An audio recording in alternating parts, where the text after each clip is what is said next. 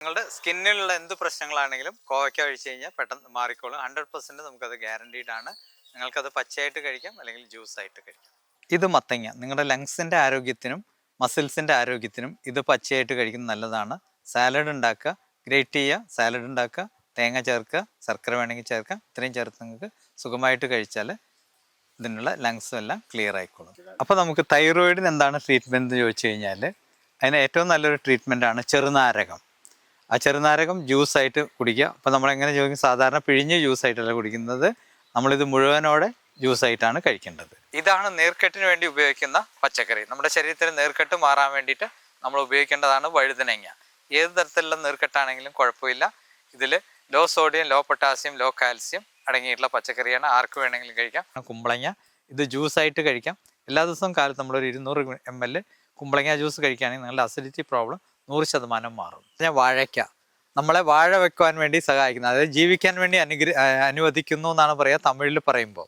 നമ്മളുടെ എല്ലാ രോഗങ്ങൾക്കും ഇതുകൊണ്ട് മെച്ചമുണ്ടാവും. പ്രത്യേകിച്ച് ഹാർട്ട് സംബന്ധമായിട്ടുള്ള എല്ലാ പ്രശ്നമുള്ളവർക്കും വാഴയ്ക്ക പച്ചയായിട്ട് കഴിക്കാം.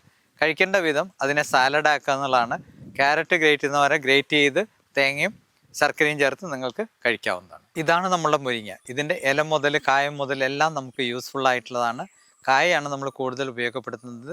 ശ്വാസം മുട്ട് പോലുള്ള രോഗങ്ങൾക്ക് കായയുടെ നല്ല ഉണങ്ങിയ കായയുടെ പൾപ്പ് എടുത്ത് നമുക്ക് ചവച്ചരച്ച് കഴിച്ചു കഴിഞ്ഞാൽ നിങ്ങളുടെ ആസ്മ പോലുള്ള പ്രോബ്ലത്തിന് സൊല്യൂഷനായി. ബാക്കി എല്ലാ തരത്തിലുള്ള വൈറ്റമിൻസും മൾട്ടി വിറ്റാമിൻ പ്രോഡക്റ്റാണ്. പടവലങ്ങയുടെ ഔഷധ ഗുണത്തെക്കുറിച്ച് ഞാൻ പറയാം. അതായത് ഇത് നമ്മൾക്ക് ഡയബറ്റിക് പേഷ്യൻസിന് ഏറ്റവും സൂട്ടബിൾ ആയിട്ടുള്ളൊരു പച്ചക്കറിയാണ് പടവലങ്ങ. ഇത് കഴിച്ചു കഴിഞ്ഞാൽ ജ്യൂസായിട്ടോ സാലഡായിട്ടോ നിങ്ങൾക്ക് കഴിക്കാവുന്നതാണ്. നമ്മുടെ ഇതിൽ ഏറ്റവും ഫ്രണ്ട്ലി ആയിട്ടുള്ള സൾഫർ എന്ന് പറഞ്ഞിട്ടുള്ള ഒരു ട്രേസ് എലമെൻ്റ് ആണ് ഇതിലുള്ളത്. ആ ട്രേസ് എലമെൻറ്റ് നമ്മുടെ ഡയബറ്റിക് പാൻക്രിയാസിനെ എൻഹാൻസ് ചെയ്യാൻ വേണ്ടിയിട്ട് നമുക്ക് ഏറ്റവും ഹെൽപ്പ് ചെയ്യുന്ന ഒന്നാണ് പടവലങ്ങയിലുള്ള ട്രേസ് എലമെൻ്റ് ആയിട്ടുള്ള സൾഫർ. പീച്ചിങ് നിങ്ങൾക്ക് എന്തിനൊക്കെ ഗുണം ചെയ്യുന്നുള്ളതാണ് ഞാൻ പറയുന്നത്. നമ്മുടെ പ്രതിരോധ ശേഷി ഇമ്പ്രൂവ് ചെയ്യാൻ വേണ്ടിയിട്ട് ഏറ്റവും നല്ല പച്ചക്കറിയാണ് പീച്ചിങ്, അല്ലെങ്കിൽ റിച്ച് ഗോഡ് എന്ന് പറയും. ഇതിൻ്റെ ഈ എഡ്ജ് ഉള്ളത് കൊണ്ട് ഇത് പ്രത്യേകിച്ച് ഉപയോഗപ്പെടുത്തണം. പ്രതിരോധശേഷി ഇമ്പ്രൂവ് ചെയ്യാം. തേങ്ങ ഒരു പച്ചക്കറിയാണ്. നമ്മളൊരു ഫ്രൂട്ടാണെങ്കിൽ പോലും കൂടെ അത് പച്ചക്കറിയാണ്. നമ്മൾക്ക് അതിൻ്റെ ഒരു ഗുണം എന്ന് പറഞ്ഞു കഴിഞ്ഞാൽ നമ്മുടെ കാൽസ്യം ഡെഫിഷ്യൻസിക്ക് നമ്മൾ തേങ്ങയാണ് ഉപയോഗിക്കാൻ വേണ്ടി പറയുന്നത്. ഏറ്റവും നല്ലത് മൂത്ത തേങ്ങ, അല്ലെങ്കിൽ നല്ലപോലെ കൊപ്ര തേങ്ങ, അതാണ് നമ്മൾ ഗ്രേറ്റ് ചെയ്ത് ഉപയോഗിക്കുന്നത്. അപ്പോൾ നമ്മളിതൊരു കോമ്പിനേഷൻ പോലെ ഭക്ഷണം കഴിക്കുമ്പോൾ, നമ്മൾ നേരത്തെ മത്തങ്ങ സാലഡിൻ്റെ കാര്യം പറഞ്ഞിരുന്നു. മത്തങ്ങ സാലഡിൽ നിങ്ങൾ ചേർക്കുമ്പോൾ നല്ല മൂത്ത തേങ്ങ ചേർത്ത് കഴിഞ്ഞാൽ 2 ഐറ്റം പച്ചക്കറികളും നിങ്ങൾ കഴിച്ചു കഴിഞ്ഞു.